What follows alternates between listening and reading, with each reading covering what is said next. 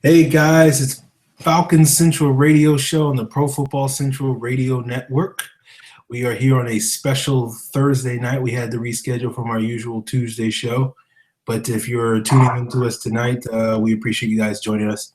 My name is Aaron Freeman. I'm the founder of Falcons.com. I'm joined by my co-host Scott Karasik, one of the newest members to the Falcoholic family. We are back this week to talk about the Atlanta Falcons, our favorite team.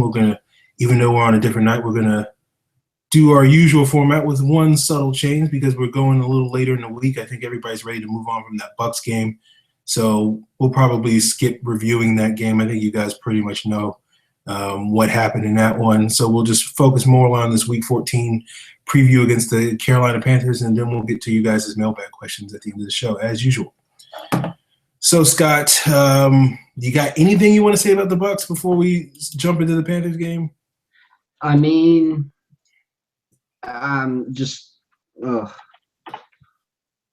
straight week of, oh my God, they might win it, to 1-2 mistakes, basically screwing the whole game.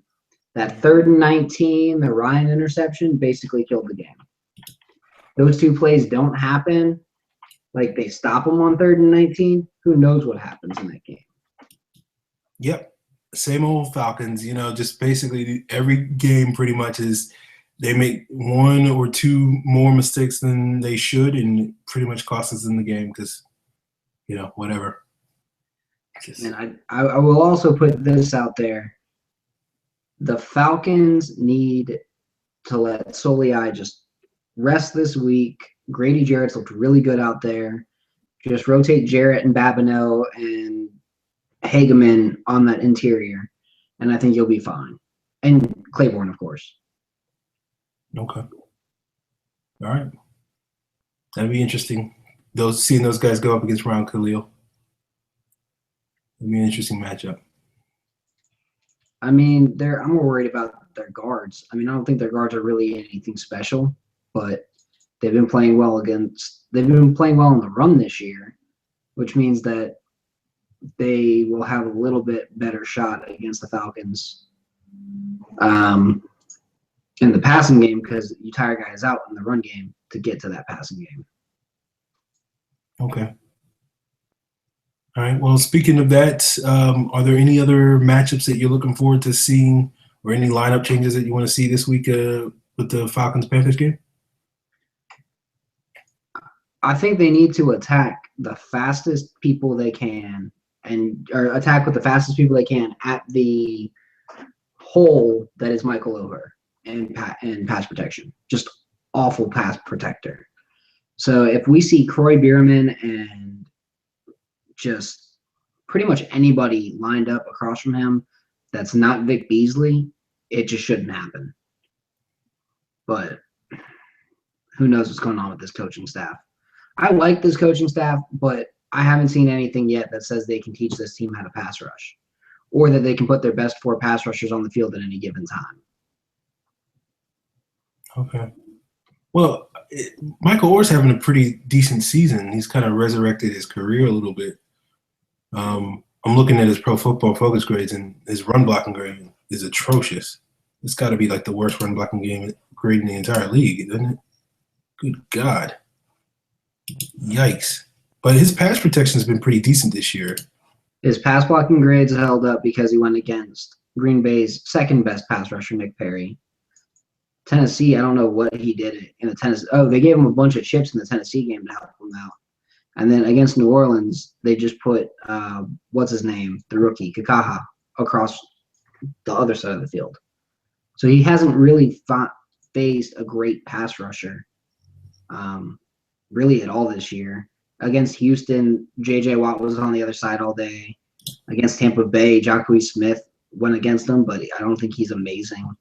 He allowed a sack to who's the Seattle? Against Seattle-style defenses, he's having an issue. Because Seattle, he allowed a sack. Jacksonville, he allowed 2 sacks. Andre Branch and who's it in Seattle? Frank Clark got a sack against him. Okay. Or no, it was Bruce Irvin. And when you look at Vic Beasley, he's a faster Bruce Irvin. Okay. Well, okay. That's fine. Irvin was more refined as a pass rusher coming in. But I'm saying, like, just in general, where they were as rookies, they're pretty much the same. Beasley just doesn't have the closing or doesn't have the hand usage that Irvin had. But Irvin was also 4 years older than Beasley coming into the league. All right. That's fine. Yeah. I don't, I could nitpick on some of that stuff, but I'm not going to. So you're right. And you're in the ballpark. So I agree. Yeah, I mean, because we need to see the Falcons pass rush get after Cam Newton, because you can't let Cam Newton sort of do Cam Newton things where he can sort of hold on to the ball, find his receivers, because even though our cornerbacks certainly should win the matchup against the Panthers receivers minus Greg Olsen, if Cam Newton's getting 4 or 5 seconds of time in the pocket to throw, or he's able to move around, and we can't really fluster him and pressure him, then Carolina's going to be able to control the game from an offensive standpoint, because they want to run the ball and they want to take shot plays down the field. That's basically been their bread and butter this year. And in order to prevent those shot plays, we really need to get some pressure on Cam Newton. That's the best way to stop mobile quarterbacks. People always think it's, you got to confine them to the pocket. No, you got to hit these guys in the mouth. You got to get after them. And the issue with the Falcons pass rush is when Vic Beasley can't even tackle Teddy Bridgewater, it's a little interesting to see what he can do when he tries to tackle Cam Newton. So we'll see what happens this week. But been saying it for weeks and weeks now, but the Falcons pass rush really needs to step up and say, okay, we're for real this week, if the Falcons stand any chance defensively. I completely agree. It's just going to be a really tough game for the Falcons to win it all, with how the Panthers have been playing. Kawan Short's having a ridiculous year. Star Lotulelei is having a great year. Josh Norman's having a great year. That entire defense is just insanely good outside of, like, strong safety. There one hole I see in that entire defense is really strong safety and weak side defensive end. And, like, Charles Johnson's been hurt, but, like, basically those two spots. Luke Kuechly's being Luke Kuechly. Thomas Davis is being his old self. A.J. Klein's a solid third linebacker. Shaq Thompson's looking solid. Even Kirk Coleman's looking like a solid free safety for them, because all he has to do is cover deep. And Bene Ben-Wickery looks like a solid second corner. They've got a good team. They've got a really good team out there. The only hole in that defense I see is strong safety and weak side defensive end. Other than those two spots, they've got arguably the best defense in the NFL. Yeah. And it's not as if Jared Allen and Roman Harper are playing terrible football. They're just not playing at the same level as everybody else is on that defense. Exactly. They're playing like average NFL players while the rest of that defense is playing out of their mind. Yeah. I think only the Broncos and the Rams could say that they've got better defenses right now, but neither one of those teams has the offense that the Panthers are putting up. Yeah. Where the Panthers, I don't know where Cam Newton is, getting the ball to these guys, but he's elevating mediocre targets and turning them into great ones. Or not really great ones, but he's turning them into serviceable ones. Yeah. Great and Ted Ginn do not go in the same sentence. Yeah, if Ted Ginn caught every pass thrown to him, Cam Newton's completion percentage would be like 8 points higher than it is. He'd be, instead of being 58%, he'd be closer to 64%. Like, Ted Ginn drops way too many balls. Yeah. But and the thing is, Cam Newton isn't infallible. He does throw picks. He's only thrown 3 less picks on the year than Matt Ryan. The difference is he's throwing 5 touchdowns, 3 touchdowns, running for a touchdown almost every week. Yeah, yeah. You look at Cam Newton. Like I think Matt Ryan's interception rate and his interception rate are about the same this year, but Yeah. because Cam Newton is throwing the ball a whole lot less, like Carolina runs the ball 51% of the time, which is the highest in the NFL, and the Falcons run the ball like 39% of the time, which is somewhere in the bottom half of the NFL. So basically, when you're throwing the ball 49% of the time versus 61% of the time, even if you're having the same interception rate, it's not a big deal, especially with the Panthers and their defense. Their defense isn't giving up points, basically. So even if Cam Newton throws a pick, it's not going to be a killer for them, unlike the Falcons. And it's not to say that our defense is giving up points. It's just our defense is so bad at score. Our offense is so bad at scoring that every missed opportunity hurts us. While Carolina, Cam will throw a pick, their defense will get a stop, and then Cam will just, chuck it up deep to Ted Ginn, and they'll get a 40 or 50-yard bomb out on the next drive. And it's like, who cares about that interception? Didn't matter. You saw it in the Saints game last week where they had a couple of turnovers. They really had a very slow start to that game, block field goal, all that type of stuff. But you saw Cam make plays with his legs, make plays with his arms, and they can score with relative ease. And that's what makes Carolina so scary. Well, the thing that's different between Cam Newton and Matt Ryan is those 100 passing attempts. Like Matt Ryan is throwing the same amount of interceptions on rate as Cam Newton. Mm-hmm. Yet people are saying Cam Newton's an MVP and Matt Ryan is trash in our fan base. When the honest to God's truth is, as a passer, they're probably the same. Cam Newton's receivers are just playing better than Ryan's are. That's the difference. I don't think the issue with the offense is Kyle Shanahan. I don't think the issue with the offense is Matt Ryan. I think the issue with the offense is that it's a first-year system. Not everybody's on the same page. And outside of Julio Jones, the best receiving talent on this team right now is Justin Hardy. And I love Justin Hardy, but there's no reason why he should be the second best receiving talent on the Atlanta Falcons on December 10th of 2015. Maybe 2016 it would have been okay, but 2015, no reason for that to happen. And the only reason why I would have been okay with it in 16 is if he was balling out and he had like 70 catches on 90 targets for 850 yards and 6 touchdowns, and you were like, man, what happened? Why is Justin Hardy looking so good? Oh, well, this is just who he was in college. So I like Hardy. I think he is going to be an even better player eventually than he is now. I think he'll be a 800, 900-yard receiver if he ends up as a number 2 for the Falcons. But until he gets there, or unless Matt Ryan starts trusting him more, I don't see him getting there this year. Like, unless he just completely changes and Ryan starts trusting more, I don't see him getting there this year. And he kind of needs to get there this year for the Falcons to have a shot. Yeah, I'm with you for the most part. The only thing that you said that I sort of disagree with was Matt Ryan and Cam Newton are on the same level. I don't think they're on the same level, but I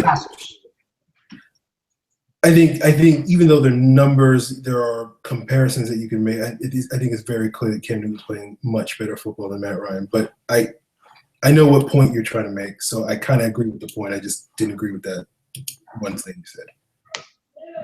I mean, outside of the rushing yards, I mean, yeah, Ryan isn't throwing Ryan's throwing non-timely interceptions.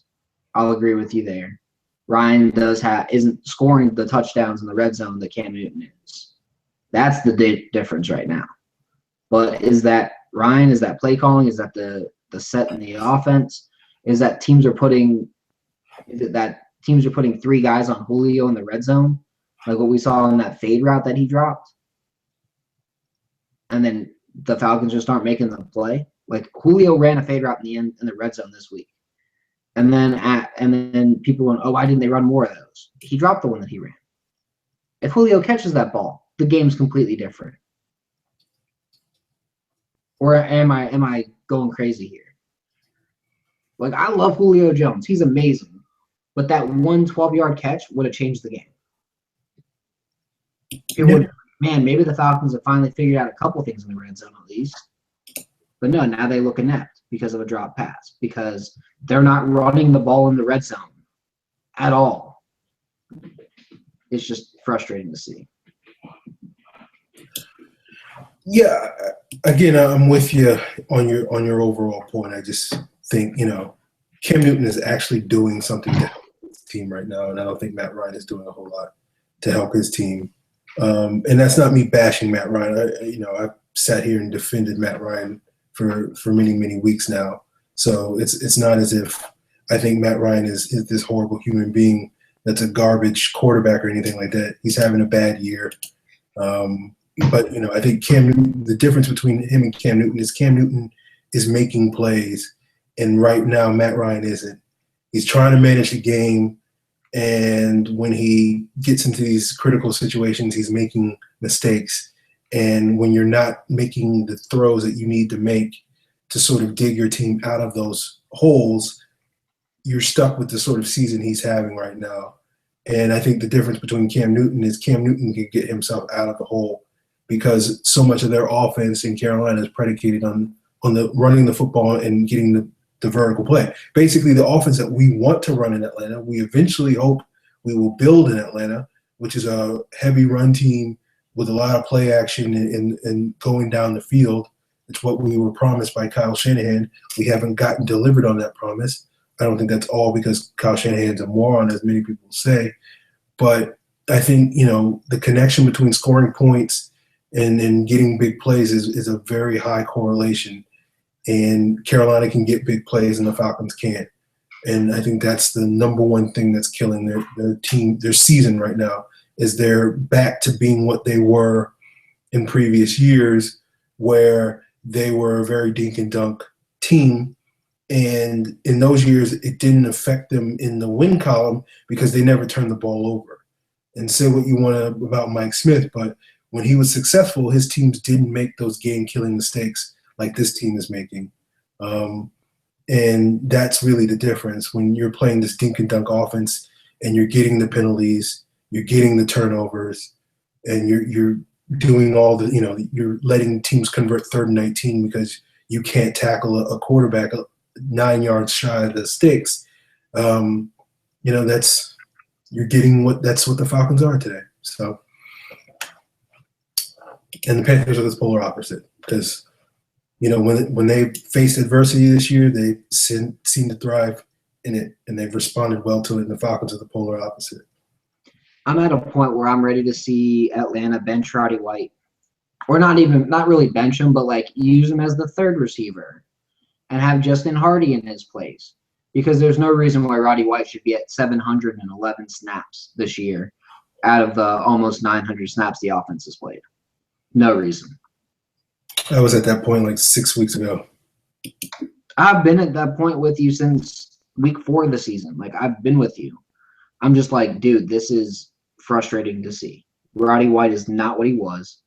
The team needs to quit acting like he is.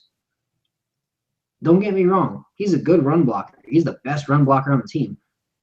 But Justin Hardy's registering just as well as a run blocker. He's doing just as well. And he offers you more in the passing game. Yeah, there's literally nothing Roddy is bringing to the table at least on the field. Now, locker room and all that type of stuff is a different conversation, but on the field, I don't think Roddy is bringing anything to the table that Justin Hardy doesn't bring. But again, I got over that. Like, I knew that they weren't gonna bench Roddy once. Bench Mike Person. Yeah. Person. I'm with you on that one too. Put in James Stone. I don't think James Stone is great or really even good, but he can snap the ball better, despite the yip he had earlier in the year. He can snap the ball better, and he makes better line calls. And the line plays better with Stone at the helm. Yeah, I'm with you, man. It's just one of those things where I think at this point in the season, if they haven't done it yet, then they're not going to do it. So I'm not holding my breath on it. But I feel like if you're going to make a playoff push and you just lost 5 games in a row and you're playing against a team that's going to destroy you anyway, if you don't make any changes, that's when you make changes. That's when you put in Malachi Goodman in the base package instead of, I don't know, Tyson Jackson. And say, you know what? What could it hurt? We're either going to get destroyed with Tyson Jackson in there or see what Malachi Goodman can do. You know, I'm not saying that Malachi Goodman's great or amazing or all that, but in the 67 snaps he's had through the first 3.5 or during the first 2.5 weeks, he looked good. He looked really good. So why has he been benched since? I don't get it. Why bench a guy after he's looked good in the first part of the season? You know, why bench a guy? Why play Grady Jarrett less if he's looking better the more snaps he gets? Like the last 3 games, Jarrett's been a revelation. He's been excellent out there against Indy, against Minnesota, against Tampa. Play Grady Jarrett as many snaps as you can. If Soliai is out this week, you got to play Grady Jarrett 60 snaps. Or at least 40 snaps. If Soliai's out this week. Because Soliai normally plays what? 20, 25 snaps? 30 snaps? Yeah, I think 27 this year or something like that, 28.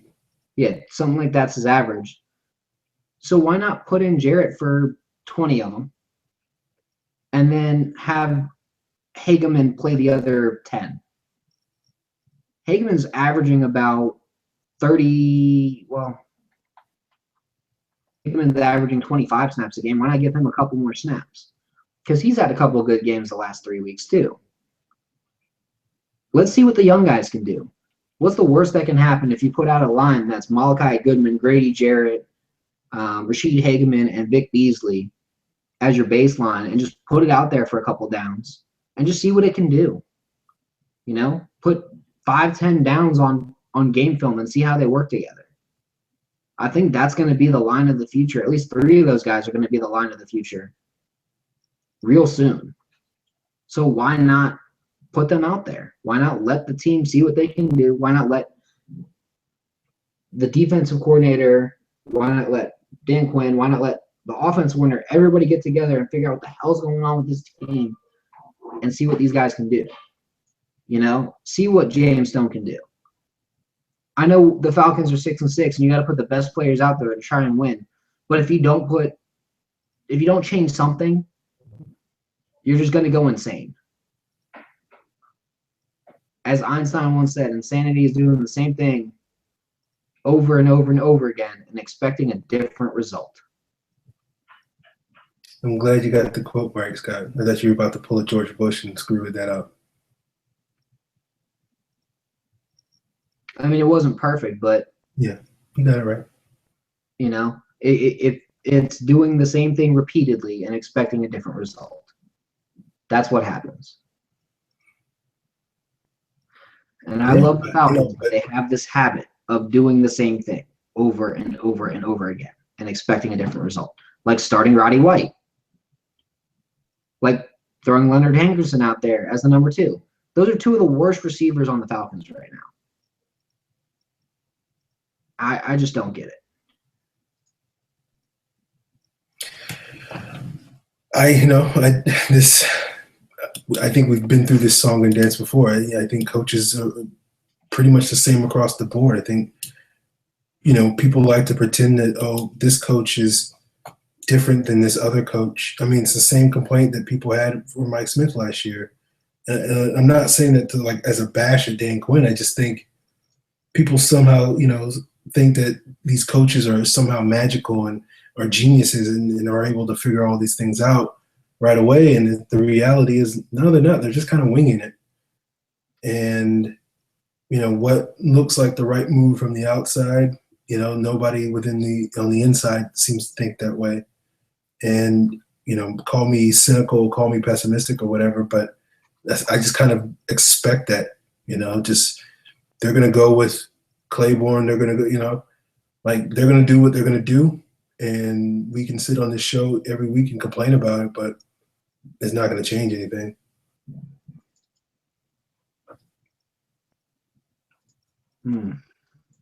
All right. Yeah, okay.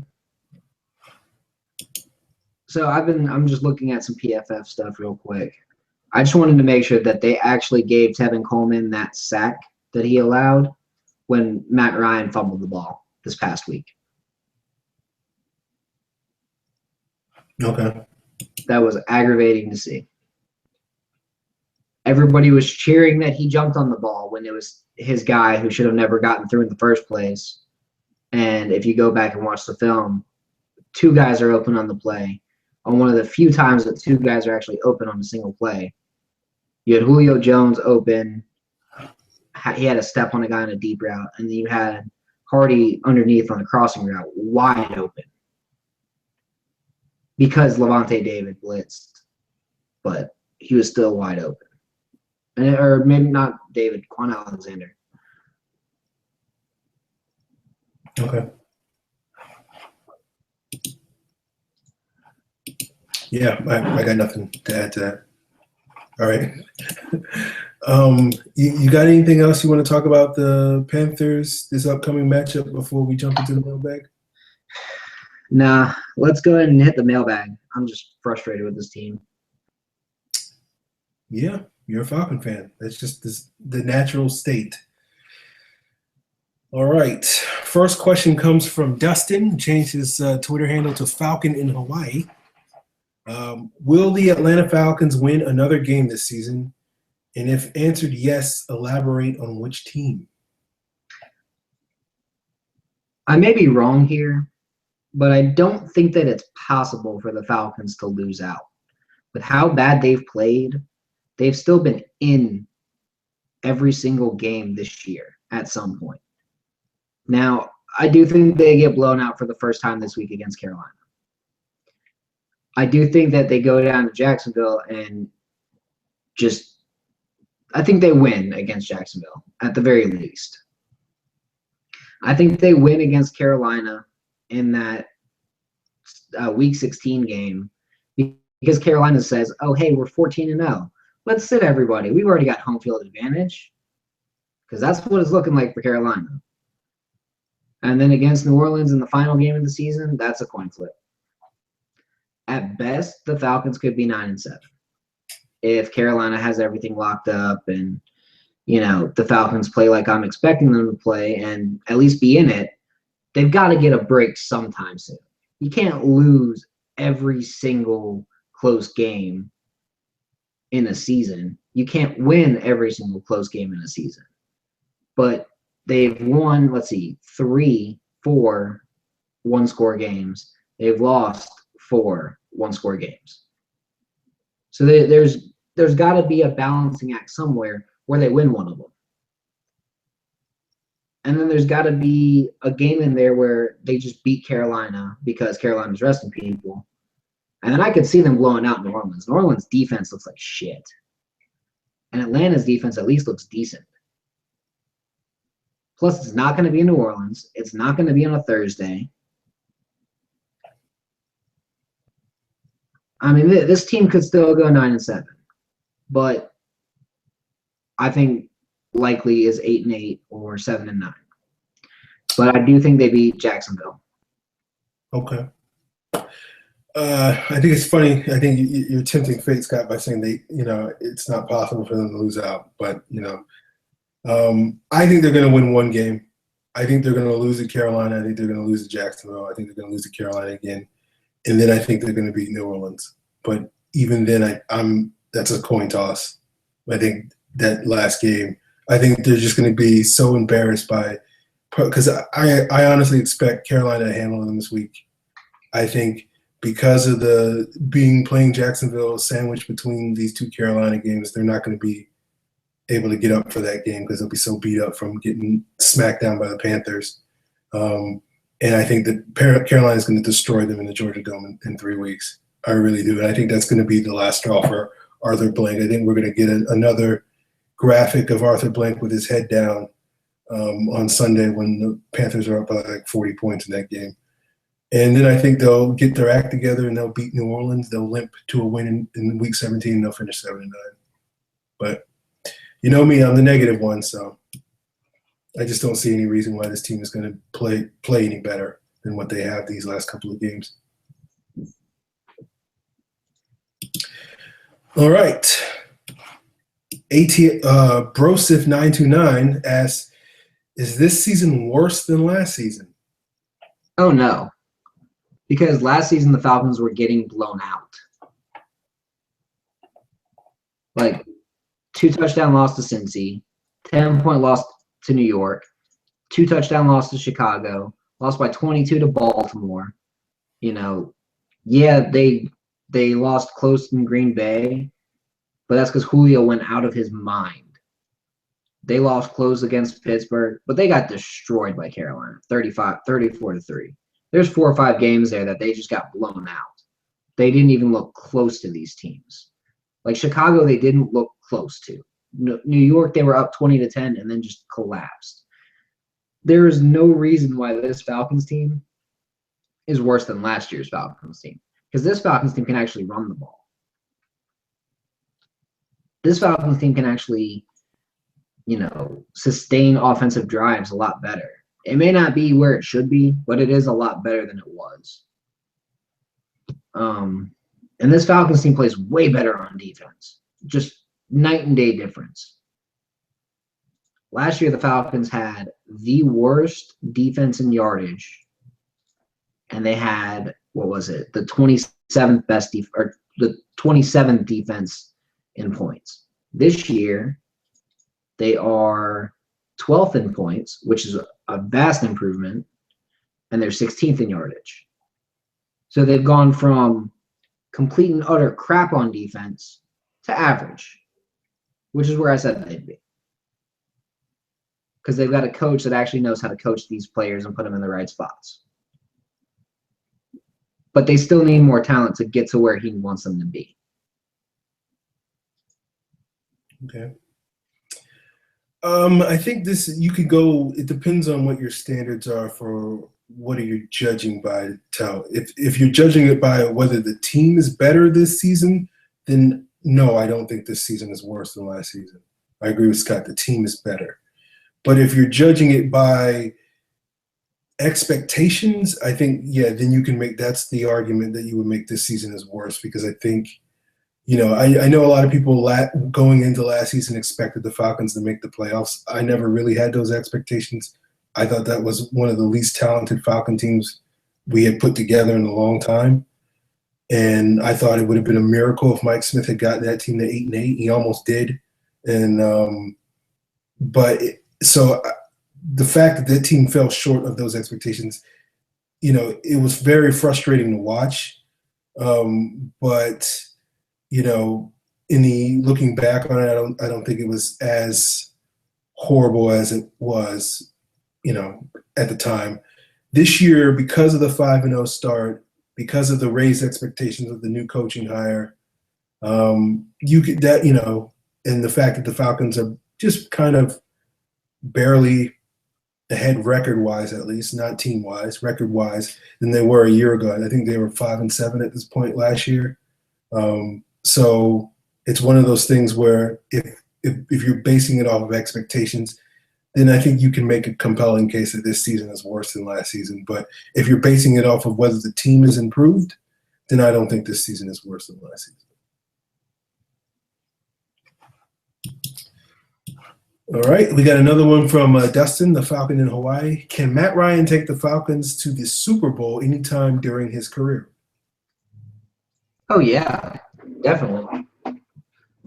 I don't think Ryan's an issue with this. I don't think Ryan's the issue with this team. I think the issue with the offense is that there is a new philosophy coming in. When you have a quarterback that's used to playing in Gilman and Coryell-style offenses that go deep a lot and attack more vertically than what the Falcons have been doing, and then he moves to offenses to an offense that's a Walsh offense that's more of a horizontal, spread them out wide, attack them that way, it's a complete different conceptual change. And when you go with a conceptual change that drastic, it takes a couple of years to really get up to that point. Now, I think we might see Ryan have a couple of good games to finish this year out, but it's not. I don't think it's going to be this week or in 2 weeks, or sorry, in 3 weeks. I think it'll be Jacksonville, New Orleans. He has a couple good games. He finishes the season out right.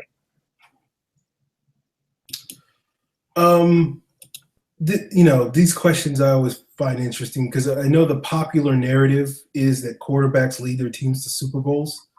And to a certain extent, it's true because basically if you're going to make a playoff run, you need your quarterback to play good football more often than not, unless your name is Peyton Manning and you can win a Super Bowl by playing terrible in the playoffs like he did with Indianapolis in 2006. But the thing is, the reality is the best team wins Super Bowls.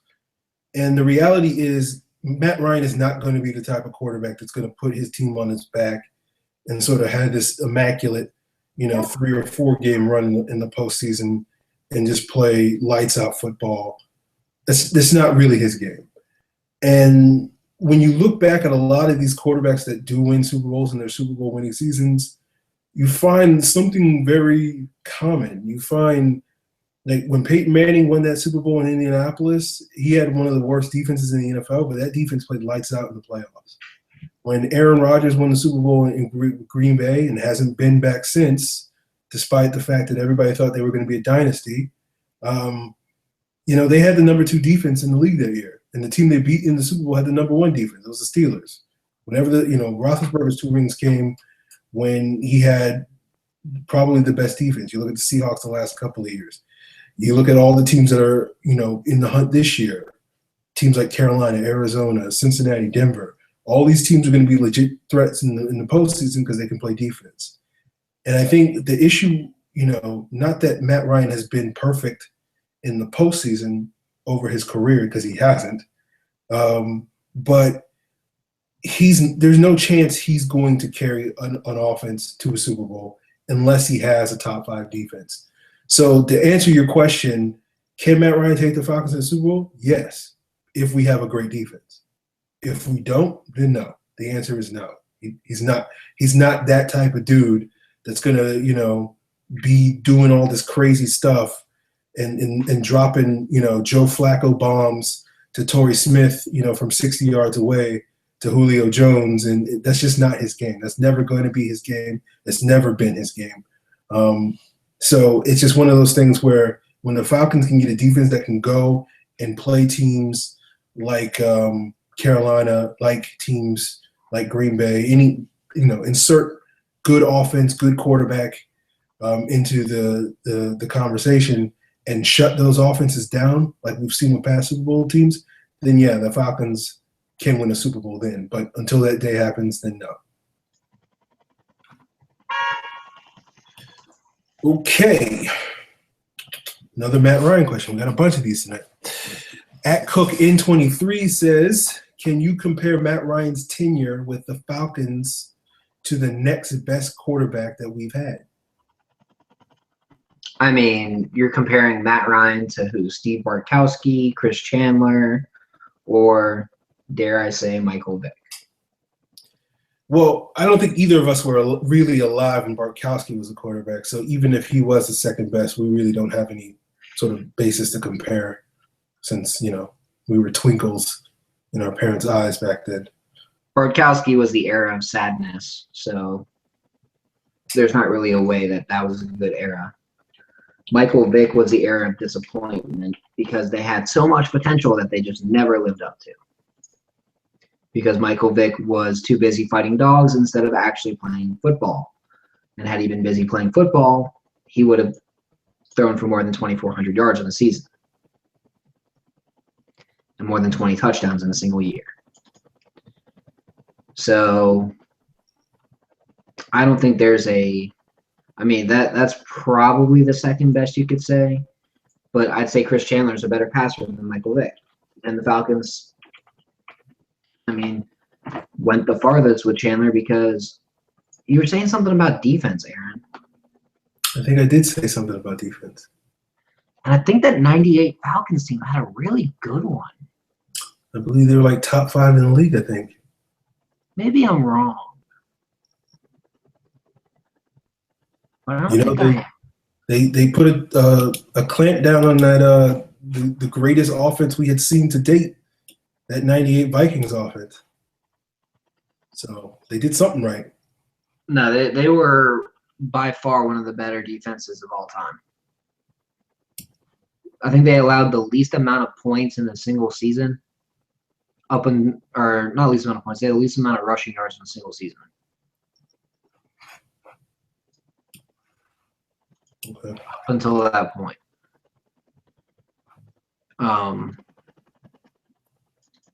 And then they only had 7 rushing touchdowns allowed. They only allowed 22 touchdowns in the passing game. So that's 29 total touchdowns.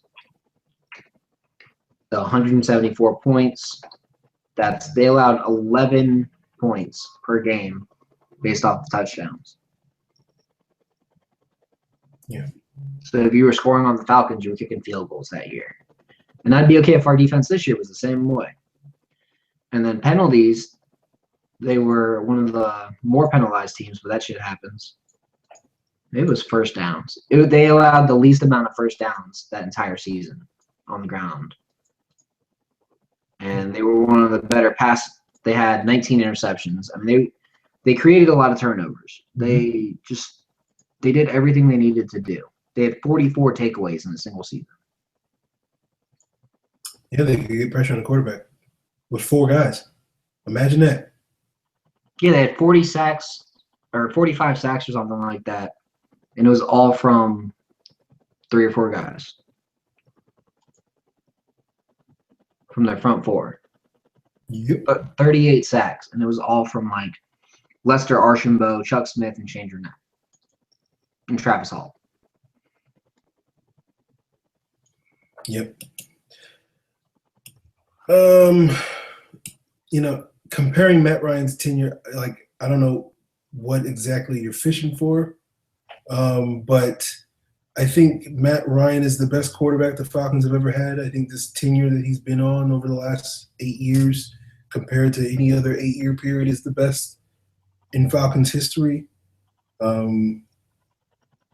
Yeah, so I don't know what else you want to know besides that.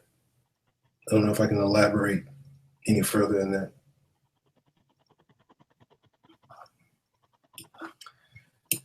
Okay, Dustin, the Falcon in Hawaii asks, at this point, it's easy to blame Matt Ryan for Atlanta's losing streak, but in your opinion, who is really to blame for the losses?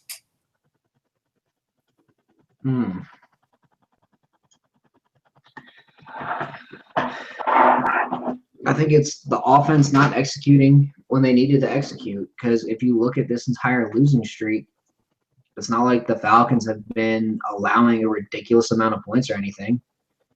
They've lost 23-19, 20-10, 24-21, 17-16, and 23-20. When you look at every single one of those games and what the defense is allowing on average, there's no reason that the offense shouldn't be outscoring these teams. And the bigger thing that's annoying is the Falcons had a couple games in there that they had won. Yeah, they were allowing 21.4 points per game.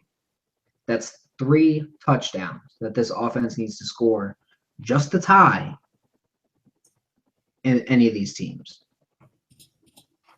So. Okay. I'm trying to look up some stats real quick. I think, I think this question is a little sneaky because it is asking who is to blame, because it's looking for like one person to put all the blame on, and I think it's a lot more complicated than that. I think, it's not who, it's what is to blame. I don't think the team is very good. I don't think the team is as good as people want to say it is. I think, like it was in the early years of Mike Smith. We looked at the record and not the play on the field.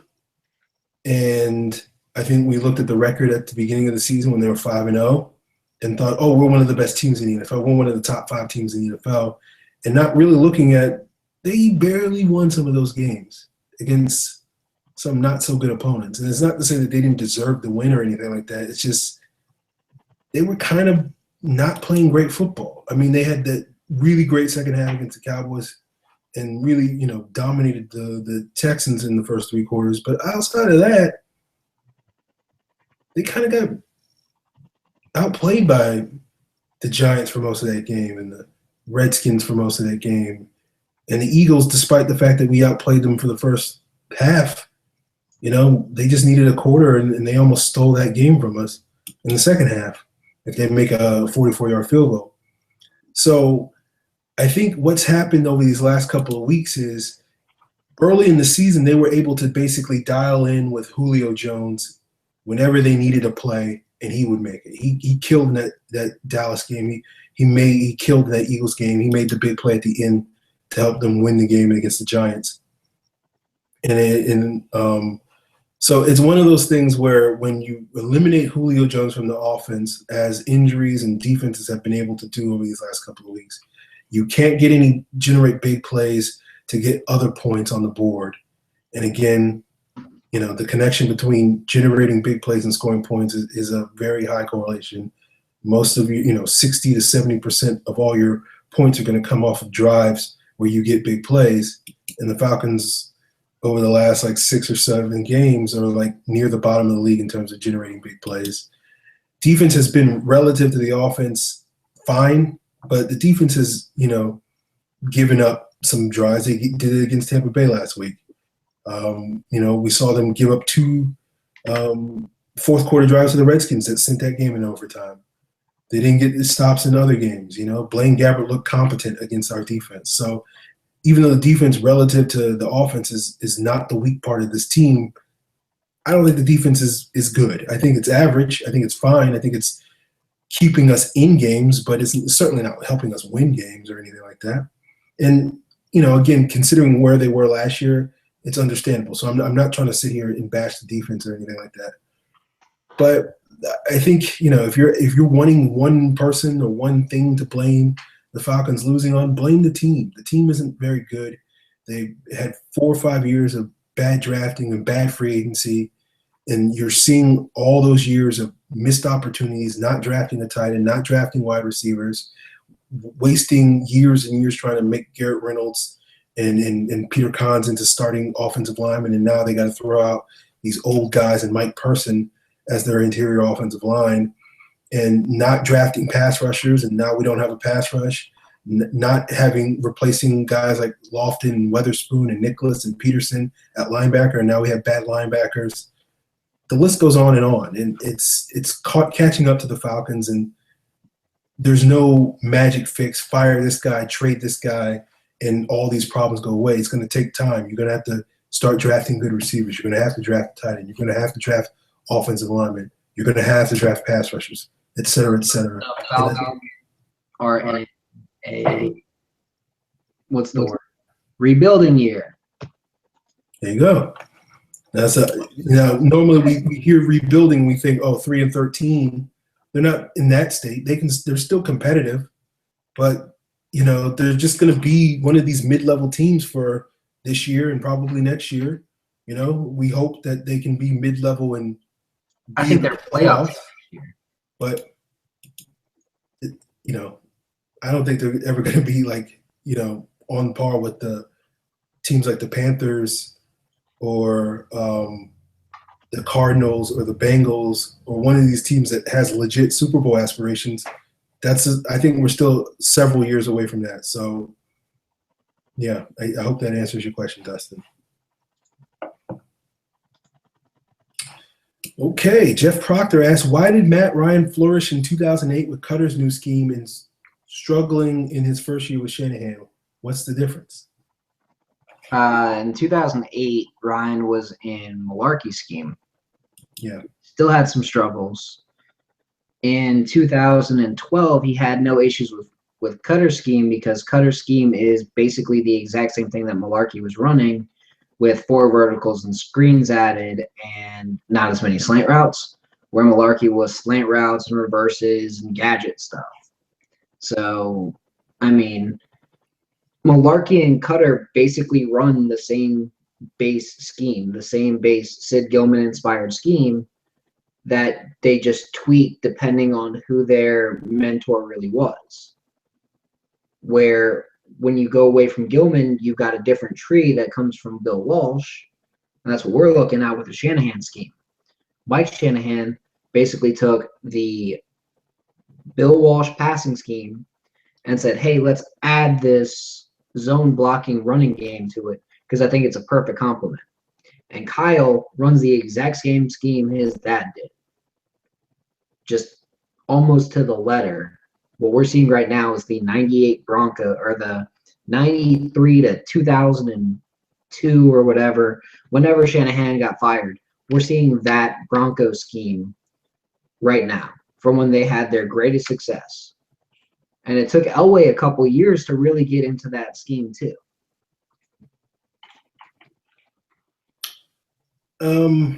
Yeah.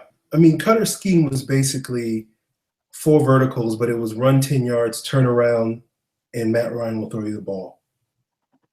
And I think Cutter and Malarkey, to a large part after 2010, their success on offense was heavily reliant on the fact that the Falcons had 3 receivers that could do that. That could, their offense was reliant on man beaters, basically. And what that means is basically my receiver is better than your cornerback, and he's going to get open. And because they often relied on no huddle when their regular offense didn't work, and contrary to popular opinion, the regular offense often did not work. And so they would just basically turn to the no huddle, and Matt Ryan would sort of go to the line and identify, okay, here's the matchup I like. I'm going to this guy. And because at that time, Roddy White, particularly in 2012, Roddy White, Tony Gonzalez, and Julio Jones were all playing some of their best football of their careers, that really worked very well. And that carried the Falcons as far as they did.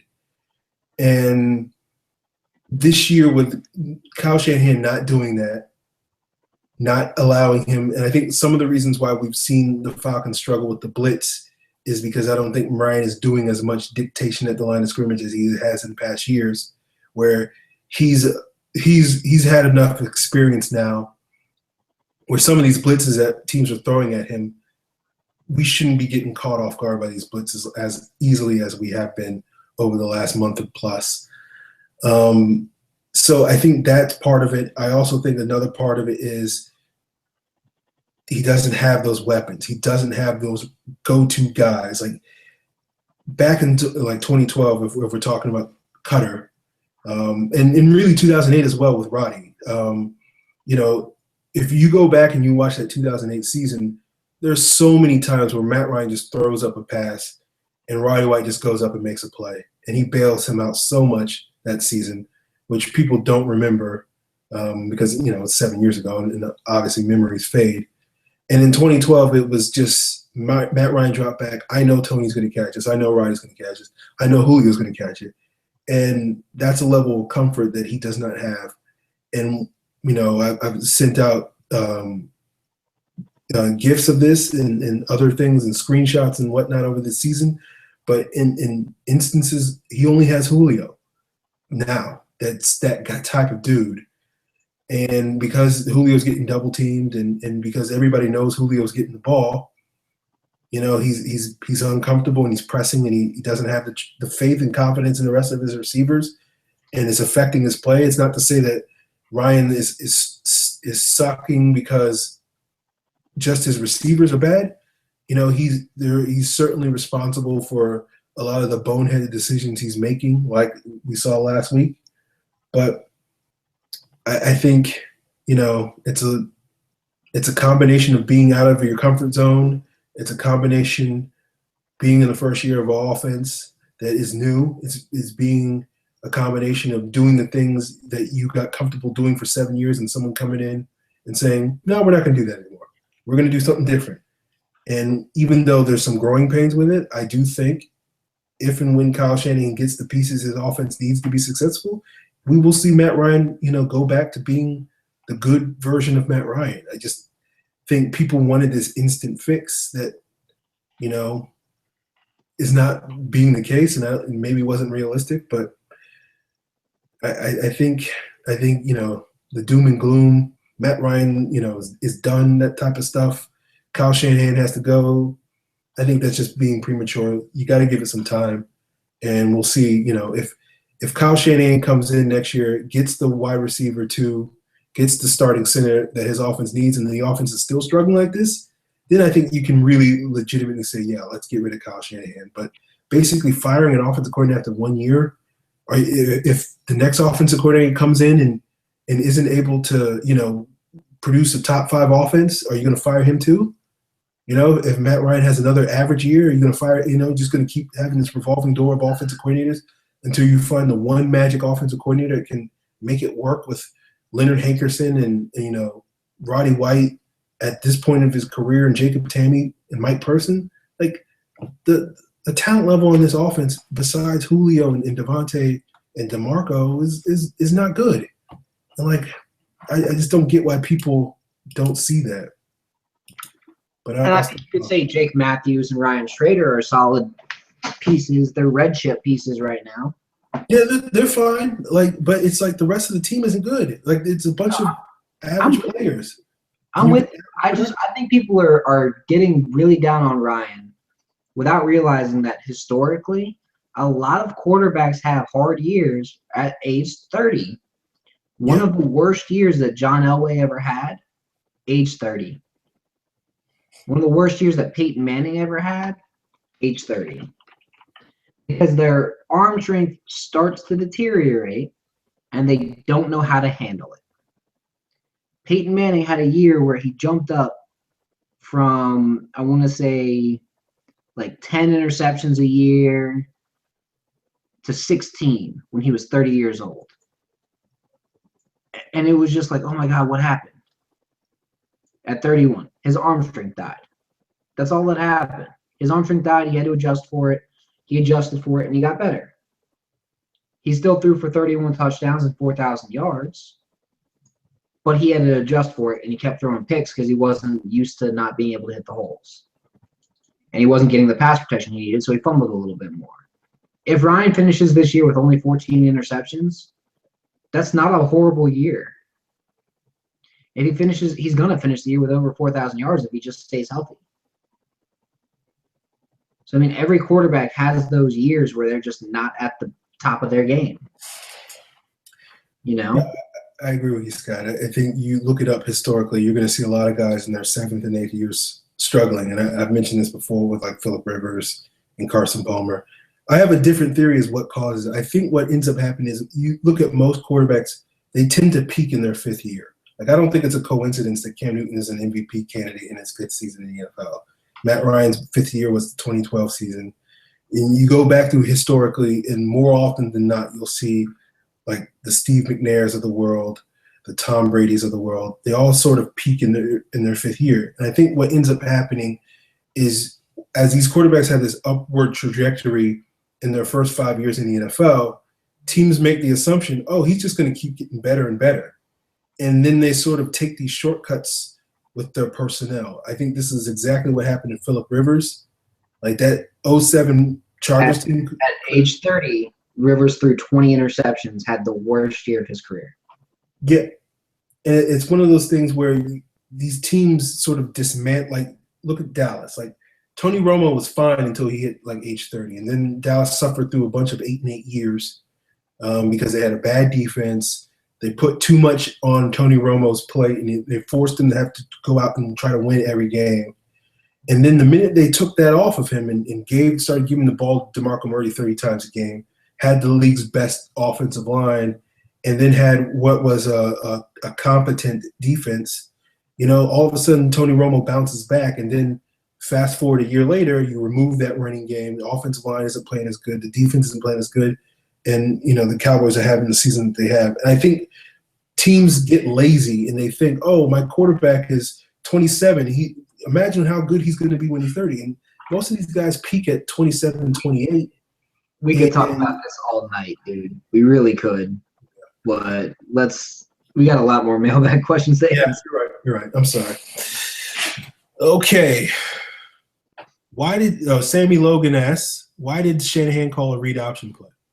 Because it was probably a play action call out of a shotgun.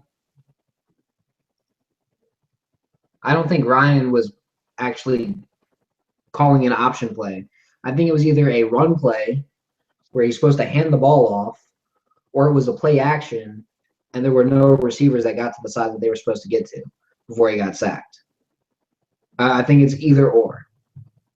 It was either a blown running play or it was a blown passing play. That's all it was. It was not a read option. They were not having Matt Ryan run the ball. Because, let's be honest here, Matt Ryan should not run the ball pretty much ever, despite people saying, oh, he is on the rollout. He has this lane to rush through because everybody else is expecting a pass. Yeah, he might have a 5-yard gain that he could get. But if it's 3rd and 8, you don't want him sacrificing his body for 5 yards. He's not Michael Vick. He's not that fast. He's barely Joe Flacco speed. Like, he's not that fast. So,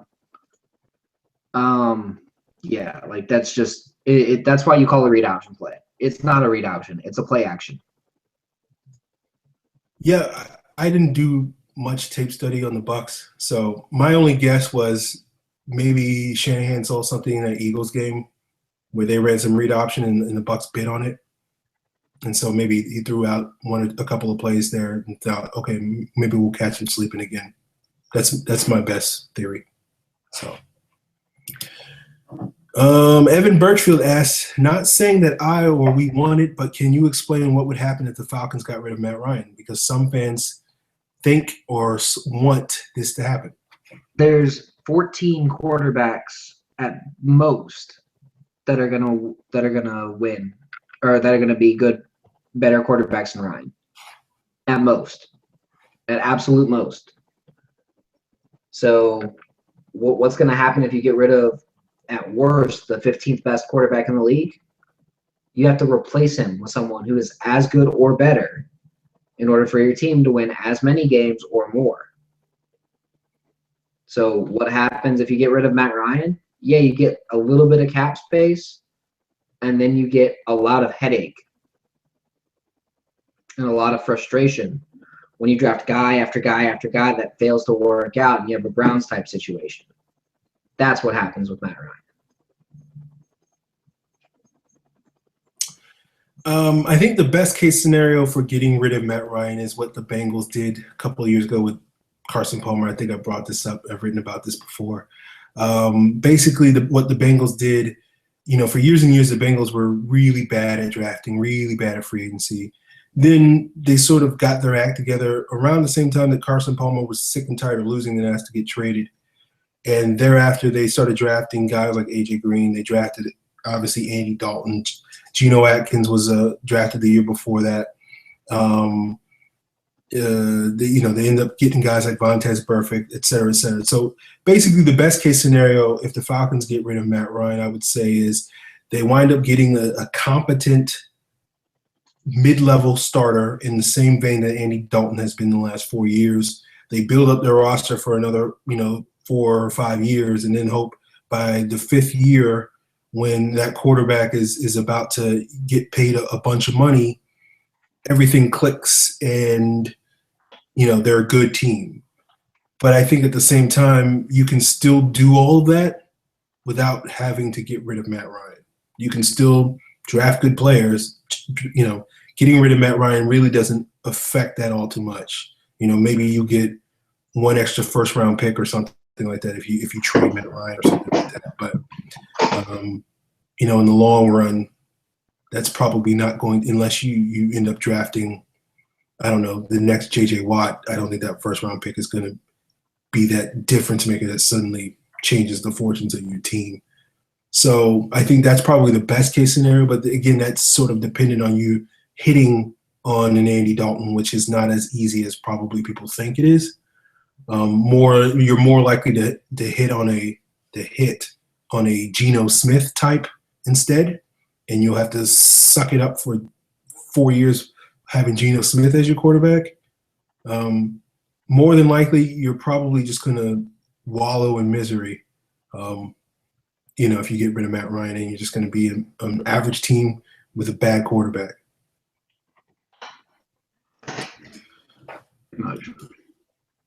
All right. Dustin asks, seeing as how the Falcons front can't get sacks this season, when does Quinn decide to dial up more blitzes to achieve this goal? He's been dialing up more blitzes.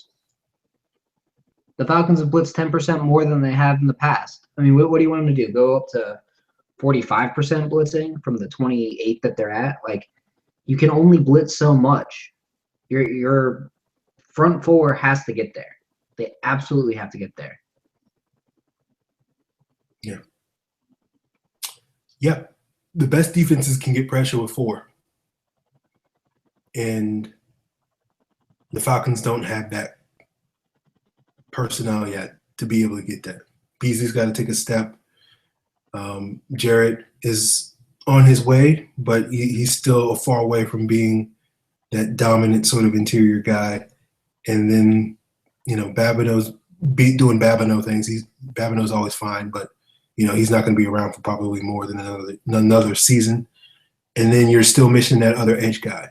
So even if, and then you got to replace Babineau, and I know Scott probably disagrees. I don't think that's going to be Hagan that's replacing Babineau in that role. I think the Falcons are going to draft that player or sign that player at some point in the next year or two. I think it's Grady Jarrett.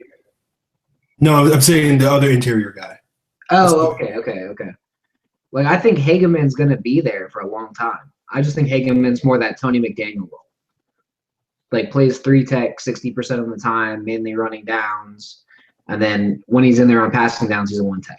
Like, I think that's Hageman's long-term role, which isn't a bad role to have. But it's basically go in there, eat up a double team, play your gap, and that's it. That's your job. Play your gap. And once he learns how to use his hands, he might get 5-6 sacks. But he's got to learn how to use his hands. Okay.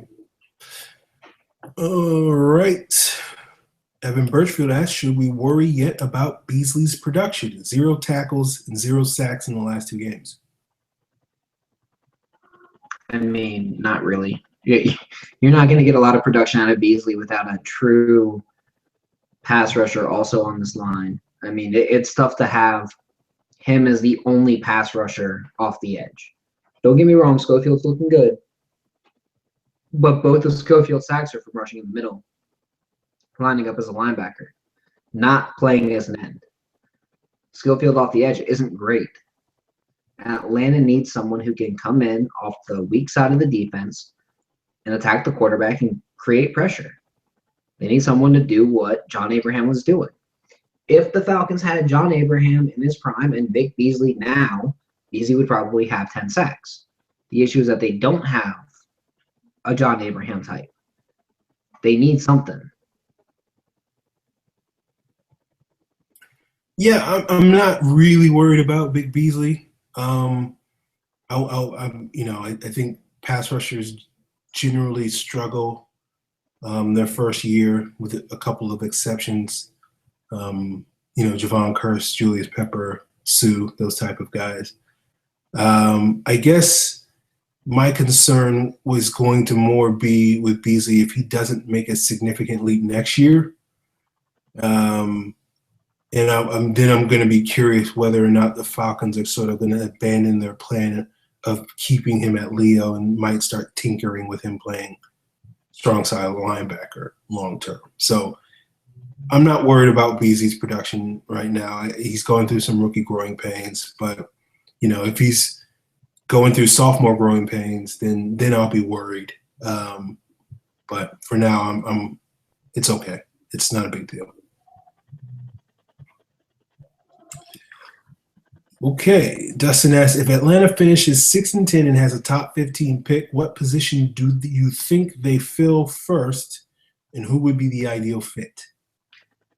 I think they take a linebacker, and your two ideal fits are probably Sua Cravens, who played safety and linebacker for USC, flies around the ball. He's probably 230 soaking wet, but flies around the ball, great tackler, gets his hands up in coverage. I mean, I don't think he's not really great at catching, but I mean, who cares? Like, he's a linebacker. That's why he plays linebacker. He can hit, he can cover, he can run. I mean, what else do you really need? And then the other guy is Reggie Ragland, who can blitz, who can cover, who can run. I mean, just going in, watching Ragland's tape the past couple days, I don't think he's 252 pounds like Alabama lists him. I think he's probably closer to 240, but he's fast, and he reminds me a lot of Bobby Wagner. And I think if you get Reggie Ragland and you throw him right in the middle of this defense, you're going to have a much better defense next year, especially against tight ends. He can cover, he can blitz. There are times when he gets wiped in the run game when he's going against some of those massive 340-pound guys from Mississippi. But other than that, like, he looks really good just in coverage anywhere you see him. He just has to have guys in front of him that can eat the blockers, because he has trouble going up against a really big guard. Okay. Yeah, I think this answer is Miles Jack. I think Miles Jack is going to be the number one guy on the Falcons draft board. I think he's a perfect fit in the scheme. I think he is more Bobby Wagner than Reggie Ragland. That's not a slight at Reggie Ragland, who is a very fine football player. Don't get me wrong; he's going to be very good in the NFL. But I think it's Miles Jack, and I think Miles Jack, despite the knee injury, I think he will still be a top 15 pick. I think there's a decent chance, depending on how things shake out. I think there's a decent chance if he comes back strong and that knee checks out. I think there's a chance he could sneak into the top 10, but we'll see how it goes. All right, next one. Next one is from Digital Demon 6, and he says, if Smith, I'm assuming Jalen, and Jack, Miles, are off the board, how do you feel about taking DeForest Buckner in the first round? I'm assuming that's J-Ron Curse in the second round, and Tyler Matekovich in the third. I don't like the idea of taking DeForest Buckner because I don't think he's a good fit in the Falcons defense. I think they need someone who is a pass rusher, not Buckner. Buckner is not a pass rusher. Buckner's a big, tall run stuffer and penetrator, but he's not a pass rusher, not in the traditional bending the edge kind of sense that they need. I understand wanting to get a defensive end. I like DeForest Buckner. Yeah, he has 9.5 sacks, but they're almost all just bull rush right through the guy. Would he be fun to have on the team? Sure. But I think on the Falcons, he'd be an interior guy, not an exterior guy. And I don't think that he's worth a first-round pick for the Falcons. I don't think he's worth that top 20 pick. I think if you're going to take Buckner, you got to take him in the second round. J-Ron Curse, love him. Would love to see him on the Falcons. And if you're having issues with Paul Warlow, why do you like Tyler Matekovich? I can't even say his name. Matekovich. Same guy. They really are. They're solid, average NFL caliber linebackers if we're talking 10 years ago. And the NFL is more of a running league. I haven't seen Matekovich play. He's from Temple, right? He's a guy from Temple. He's okay. Okay. He's okay. J-Ron Curse is a fine football player. I don't really get the hype on him right now, but like I think his ideal role in the NFL is like a cover 2 strong safety, as opposed to a free safety in a center fielder in our scheme or a strong safety in our scheme. I think he's a little soft against the run to be playing in the box, personally.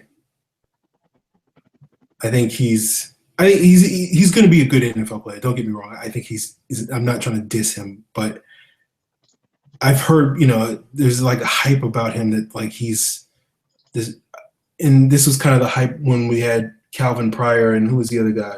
Clinton Dix coming out. I think those guys were a little overrated. I think getting good safeties is now in vogue, and I think we tend to pump up some of these safeties a little bit more than what they are. And we try to make elite prospects into something like Mark Barron's another good example. Like, I had a 3rd round grade on Mark Barron, so when he was drafted in the top 10, I was like, why? I don't get that. He was a fine player at Alabama, but he was not a top 10 pick. Buckner, I haven't seen a ton of Buckner, but I am at least somewhat aware of him. Seems like he and Hageman are kind of in the same boat. Buckner's probably a better overall prospect because he's a legit top 15 talent. But no, he's not. He's really not. From what I've seen, go back and watch Buckner. He's not a fit top 15 talent. Okay. He pumped up quite a bit right now. Okay. Well, I know people like him more than like Armstead. And Armstead, was taken in the top 15, has had a decent rookie year. So,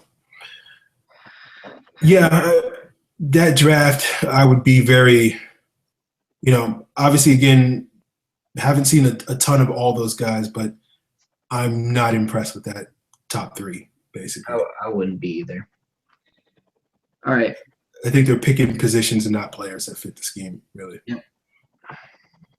Okay. Andrew Shawwaller asks a good question. I like this one. You're Dan Quinn and you get 4 realistic moves in free agency in the draft. What are you doing with those moves? First thing I'm doing is signing Travis Benjamin. I think he's going to be a perfect number 2 for the scheme. I think he's an ideal fit for what you want. And I think he just makes a lot of sense. The second move that I would do, I'm just checking his contract status right now. Yep, that's exactly what I do. I would take Ben Jones out of Houston and bring him home to Atlanta as the starting center for the Atlanta Falcons.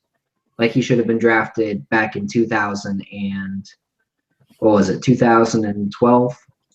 Sounds right. Yeah. I'd bring Ben Jones home. That way you've got a Falcons offensive line of Matthews, Levitre, Jones.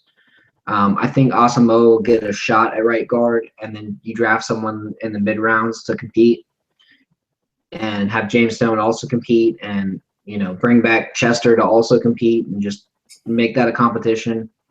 And then at right tackle, you have Schrader. So I think that would be a much better overall offensive line. Jones knows how to both snap and call protections and block. So he can do everything that you need your center to do. And he'd be a lot cheaper than Alex Mack would be. So, and he's only 26. So that's why I prefer Jones. I think those 2 moves alone would really help the offense. Now on defense, I would take the first 2 draft picks and take the first pick, use it on a linebacker, whether it's Reggie Ragland, whether it's Miles Jack, whether it's Jalen Smith. Get one of those guys and just draft them, start them. Second round pick, I would use on a safety, someone to replace William Moore. I like Jeremy Cash. I like Jaron Curse. I mean, there's a lot of solid safeties out there in this year's class. They're not amazing safeties, but there are some solid safeties. And I think Cash is a strong safety, and the scheme fits well. Is that 4? That's my 4. Okay. So just to run it down, Travis Benjamin, Ben Jones, Jaron Curse, and then a linebacker, whether it's Ragland, Jack, just Sewell Cravens, one of the fast linebackers in this class. Okay. Yeah, I'll take one draft. I'll go Miles Jack. I'm all in on the Miles Jack bandwagon. So that's all. If you ask me a draft question, somehow I'm going to mention Miles Jack. For the 3 free agent moves, this is not necessarily what I would do, but this is more a prediction because I'm Dan Quinn in this situation, so I'm trying to think like Dan Quinn. And I think when you look at the realistic moves I think the Falcons might make, I think Washington is going to cut one of their starting receivers. Both Jackson and Garcon have cap hits of about $10 million. I think probably they're more likely to cut Garcon than Jackson just because Jackson's the more dynamic playmaker, and that's harder to find than a chain mover. So I think what the Falcons will do, they'll sign Garcon to be their number 2. He's not the dynamic guy that we want, but he's a major upgrade over what we have right now. I think you can still get speed in the draft or at some low-level free agent signings like an Andre Holmes or somebody like that. Second free agency move, I think Alex Mack is going to opt out of his contract. I think the drop-off from him to the next best center, which may be Ben Jones, maybe somebody else, is massive. It's like the drop-off between Tom Brady and Kirk Cousins. So I think ultimately anybody else you sign is basically going to be in the same boat that you are with Chester and Levitri, which is you're trying to hope they get you through 1 or 2 seasons at most, and then you're hoping you get something better. I think Alex Mack can legitimately upgrade that spot for the 2 or 3 years that he probably could play in the NFL. He potentially could play another 4 or 5 years because he's a center.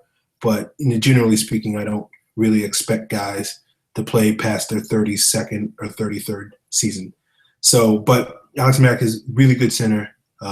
Gives the Falcons a legit top 10 center in the NFL. The third move, I think I'm torn between what they do at tight end and guard, and I'm going to go with the guard. And I think they won't re-sign Chris Chester, or if they do, they'll give him a 1-year deal. But I think the move that they'll make is they'll go after and get J.R. Sweezy from Seattle and plug him in at right guard. He has the sort of nastiness as a run blocker that I think they want. He's not very good in pass protection, but I feel like this team will make that move. So there you go. I really don't like J.R. Squeezy. I think he's awful. Overall, I think he's awful. I don't think he's a good run blocker or pass blocker. He's one of those guys that's all nasty and no actual talent. That's fair. That's fair. I personally don't think Ben Jones is very good. I think he's an average NFL center, which is probably better than what we have. But that's all the Falcons need, though, is an average NFL center. Okay. I'm saying like on the offensive line, like you don't need a ridiculously good NFL center when you've got one of the worst in the NFL. You just need someone who's going to be average to above average, and you're good to go. You don't need an amazing center. You need a center who can make line calls and keep everybody on the same page, and then contribute his share as a blocker, a.k.a. what Todd McClure was his entire career. That is true. You're right. You technically do not need a great center to be a good offensive line, but I think the issue is Levitri's going to be gone. You're going to have to replace your guards in the next year or two.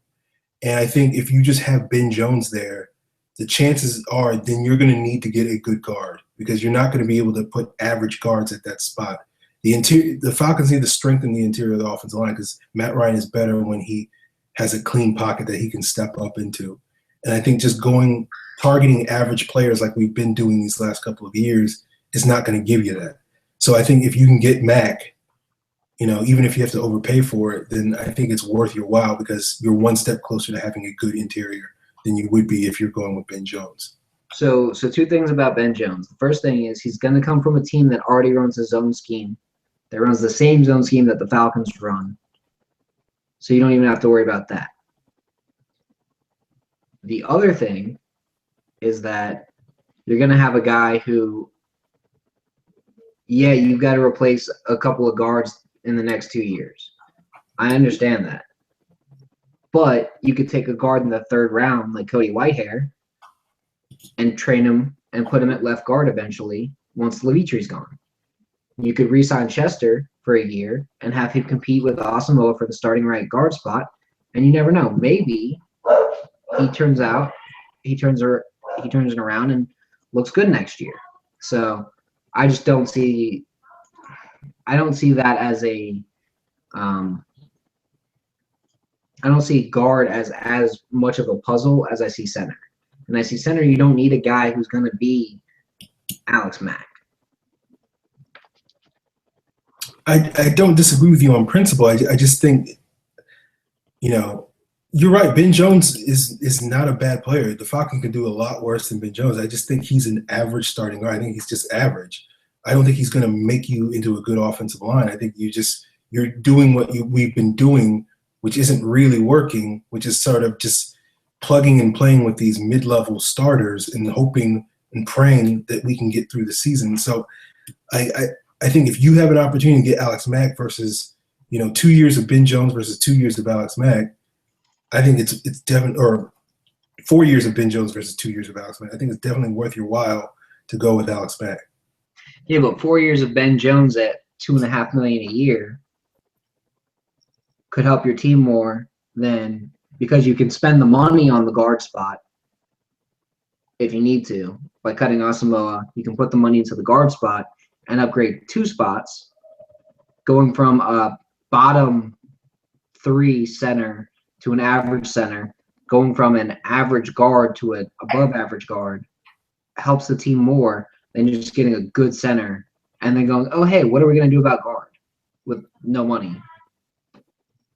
So. Okay. We can go back and forth on this all night, but okay. All right. Lee asks, health permitting, could you see Asamoah move to left guard and make a big play for Osemele in 2016, leaving just center as a need? Asamoah will not move to left guard. Left guard hasn't really been an issue. Asamoah will stay at right guard. I think he will probably beat out Chester next year if they're both still with the team. I've got faith in Asamoah, but not many people do. I understand why, because he had a hip injury and he looked super slow. But I mean, either way, they either cut Asamoah or he plays right guard. There's not really an in between there. Osemele in the offseason would be great, but I think he's going to be priced out of where Atlanta's going to want to spend, especially since they've already got a lot of money tied up into the offensive line. So I don't see either of those happening, and I think center's a bigger need than guard right now because you got guys who don't really know how to snap or make line calls. Yeah, I've always been a big fan of John Asamoah, and I don't think he's going to be back. I think besides Roddy White, I think he's the safest bet to predict a player that's not going to be returning to Atlanta next year. Whether that's the right decision or not, time will only tell. But I don't think he's going to come back to the Falcons. His cap hit is like $5.3 million next year. There's no way you're going to pay him to be a backup. The Falcons were basically benched him this summer. Maybe it was due to injuries. Maybe it was due to scheme fit. But I think they've already moved on from him, and it's just only a matter of paperwork before they let him go. Osemele, he's a good player. I think the problem is he's more fit in the Kubiak sort of zone blocking scheme, which likes those bigger athletic guys than the Shanahan outside zone blocking team, which likes the smaller, quicker guys. So I don't really see the Falcons making a play at Osemele, even though you can certainly make the case that they should. But I just don't see it happening. Okay, Evan Birchfield asks, if someone important to the team, player, management / coach is gone by next season, who is it? Roddy White. And it might be a forced retirement situation. Yeah, I think there's 0% chance that Roddy White is coming back next year. That would nothing against Roddy White, but he's had a great career in Atlanta. But if they brought him back next year, I would be like, oh no, we're doomed.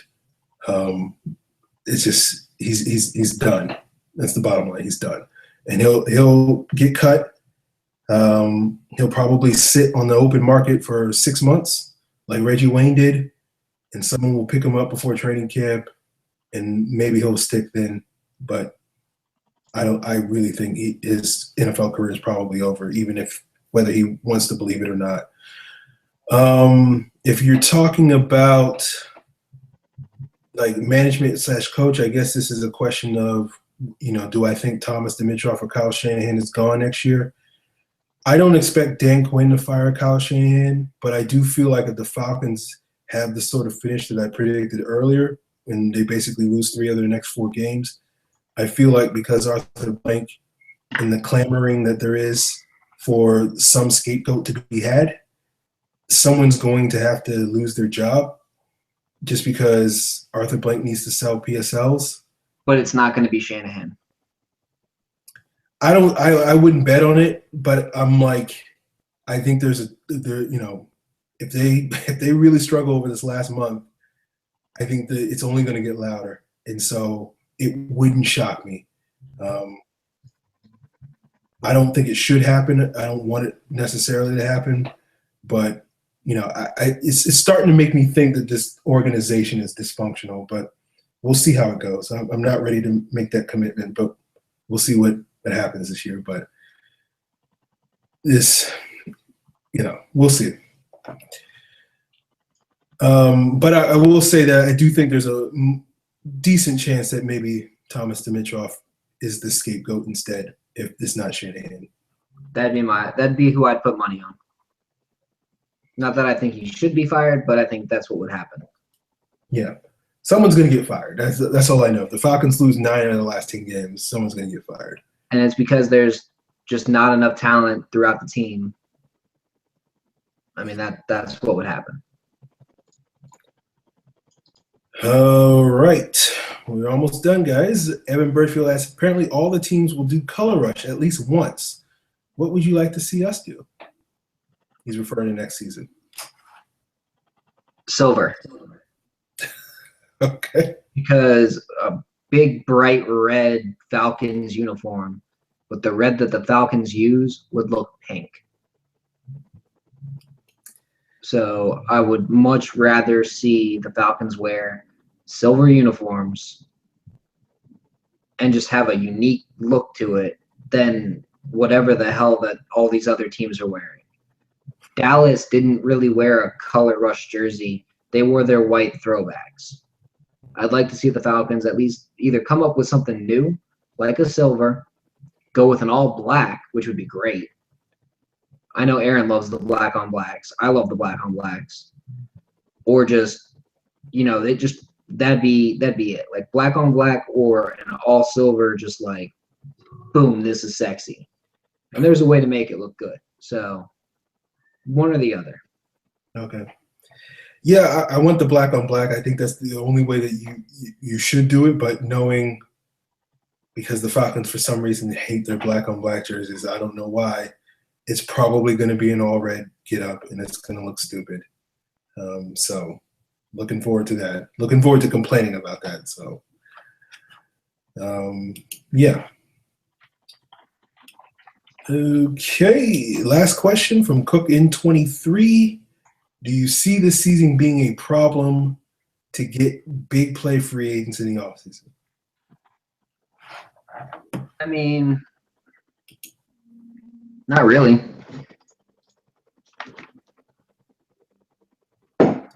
Yeah, Falcons are going to have cap space, right?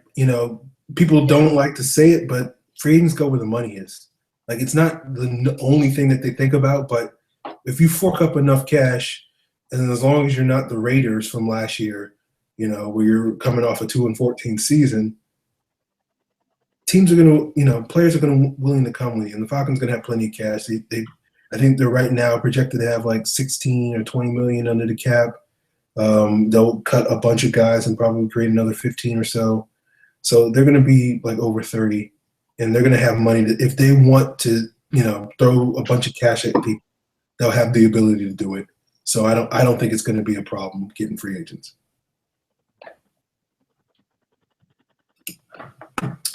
Okay. All right, guys. We appreciate you guys tuning in to this special Thursday show. I know we went a little longer. A lot of good mailbag questions this week. We will be back next week to talk about the Panthers game. We'll be back to probably our usual Tuesday show, unless something comes up. But if it does, we'll let you guys know.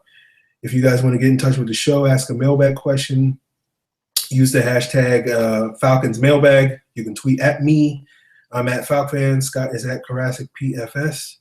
You're going to change it to Falcon Scott or something soon, Scott? Eventually. Okay.